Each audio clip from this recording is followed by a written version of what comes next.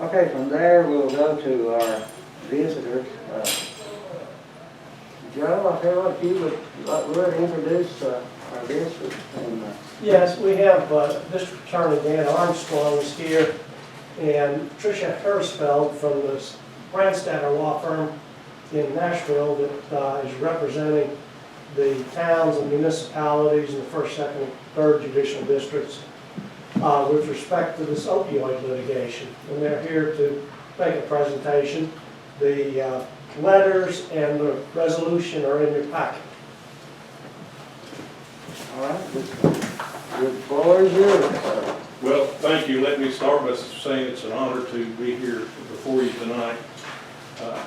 I started this fight in June of 2017 on your behalf, and just to give you a little bit of procedural history of what's brought us here. In a sister case in Campbell County, that case went up to the Court of Appeals, and the Court of Appeals affirmed the standing of the district attorneys to bring this lawsuit. Our Judge Moody in Sullivan County had always ruled we had standing, so our case was proceeding to trial as that case was going up. The only thing that stopped our trial last year was COVID. And then in December, the Supreme Court issued a ruling that was really a major victory. It said, number one, that the Drug Dealer Liability Act absolutely applies to these pharmaceutical companies. But they also said that the DAs could not stand in your place as plaintiffs, which is what I was trying to do. So we're here tonight to ask you to substitute in as a plaintiff in the lawsuit, and I become counsel with the Brandstatter Law Firm. Now let me tell you, the position we're in tonight is better than the position I was in. On April the 5th, Judge Moody entered an order allowing you to substitute in. Instead of Endo Pharmaceutical tried to dismiss the lawsuit, Judge Moody denied that and said he was going to give the municipalities and the counties 30 days to get in the lawsuit if they wanted to stay in it.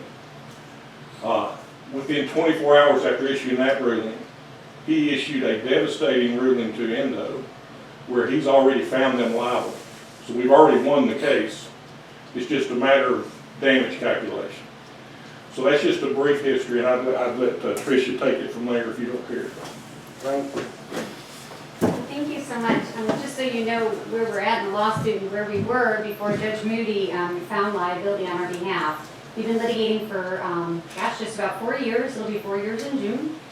We've deposed we've done over 120 days of depositions, which means we were flying all around the country, taking depositions of the CEOs and the salespeople and everybody who made the decision to flood this community with opioids.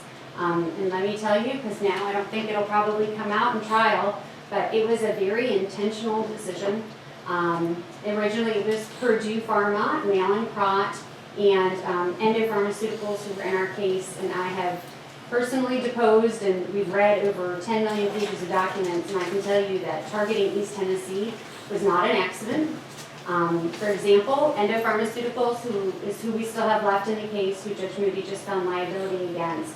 So you all understand, Tennessee itself, not just East Tennessee, but Tennessee itself has 2.8% of the population of the entire country, right? Tennessee makes up 2.8%. The major drug that Endo Pharmaceutical made was called Opana ER. So 2.8% of the population for Tennessee, you would expect overdoses to go along to 2.8%, right? For Opana, that would make sense. What we found in the litigation is that they had what they termed the Tennessee effect. 75% of all overdoses on Opana ER were here in Tennessee.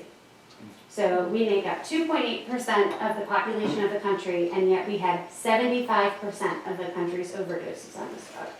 So when I tell you that they knew about East Tennessee, they knew about Tennessee, they knew about East Tennessee, they even had a name for it, and they called it the Tennessee effect. It was not an accident that these drugs ended up here killing neighbors, friends, sons, daughters, parents, and that we have an entire generation of babies who have now been born dependent on these drugs. So we'd like for you to agree to substitute in, so hopefully we can get you some money to be able to help with this crisis, and y'all can move forward. Thank you. Well, thank you. Okay.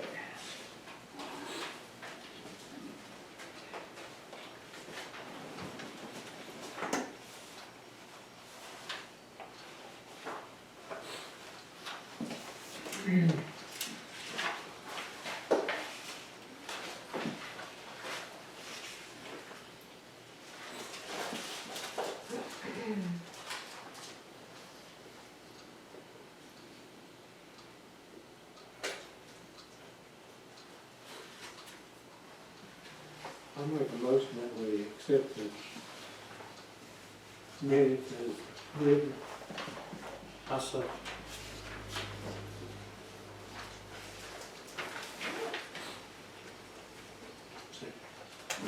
The wrinkles though. I Okay. said. Randall second. Okay. Yeah. Okay, do a roll call vote. Mayor Brown, Yes. Vice Mayor Jernigan, Aye. Alderman Collier, Aye. Alderman Bishop,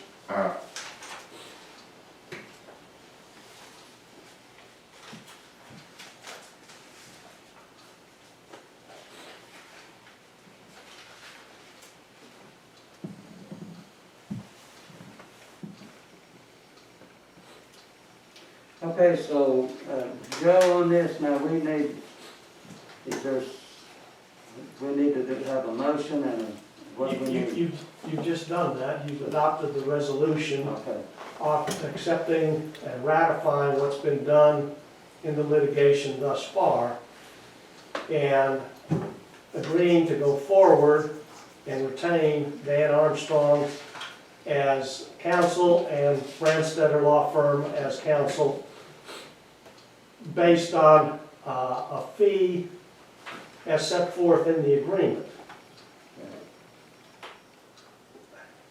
okay, so it's Do all. you want to speak to that? Or? Well, let me speak first. I'm not sure. I'm asking for no fee. I'm paid for by, I'm elected DA, I'm paid by the state, so I'm not asking for a fee. But before Tricia addresses the fee that they have in there, I want to tell you, we would not have gotten this far in this litigation but for the hard work of this law firm. They have been exceptional. And so I just want to say that. And so, Thank you, that was so sweet. I always don't feel very well complimented, so thank you. So the fee that we've asked in there, it's actually kind of a hybrid fee. The Drug Dealer Liability Act, which is the law that we're going under, allows for us, if we were to win a trial, to ask the court to order them to pay our attorney's fees. So that is our preference, that is the very first thing we would do, is say, you all get yours. We'll ask the judge to make them pay ours on top of it. So to start with that, we promise we'll try that. Sometimes when you get into negotiations on things, they're just like, look, we don't want to get into that, more emotions, we're going to give you one number, that's the number, you work out the fee with your client. So in that case, that's where we have the 25% and the costs. Now, the costs are pretty substantial in the case, but it's spread out amongst the 9 counties. plus several municipalities. Plus several municipalities, and there'll be more that are joining as we go along the 30 days. So you wouldn't be bearing the cost of the entire case here just for your town. It would be, split amongst everybody kind of per capita. And then the fee we've asked for is 25%, which is considerably lower than our typical fee. But, given the nature of the litigation and the fact that we're representing government entities, we've agreed to drop it. Any questions? Good. If I may, just to make sure everyone understands, the town is not paying a fee to the attorneys. They're either going to receive a fee that's awarded by the court from the defendant, or in negotiation, whatever award is recovered, they would take 25% plus the costs. So there's no budget amendment or commitment for the town to fund some fee. And if I could say two other things. One, if we're not successful, although we've already won the liability, so I can't imagine that, but if for some reason we're not successful, you owe nothing to anybody. There'll be no. The second thing you need to know is we have a trial date July 26th. Judge Moody gave that to us last Thursday. Wow. And so we're moving. Good. Well, listen, we're very thankful that you all are doing this. It's something we feel like needs to be done, and we thank each one of you for all your efforts and so on. We really do. And you're to be commended for all your work, and I know y'all work very hard. Thank you. Do we need a resolution for the contract or a motion? It recites in it that the town, in the last paragraph, retains the firm of Brandstetter and Dan Armstrong, and that it's implicit that there's an agreement. Okay. That's satisfactory to you. Yes, perfect. Okay, sounds good to us. And again, thank you very much. Thank you for having us, and thank you for staying in the fight with us. Absolutely, Appreciate it. Thanks for having me. thank We'll you. then formally sign it, I'll forward it to you. Awesome. Thank you. Thanks so much. Thank you, folks. Thank you so much. Thank you.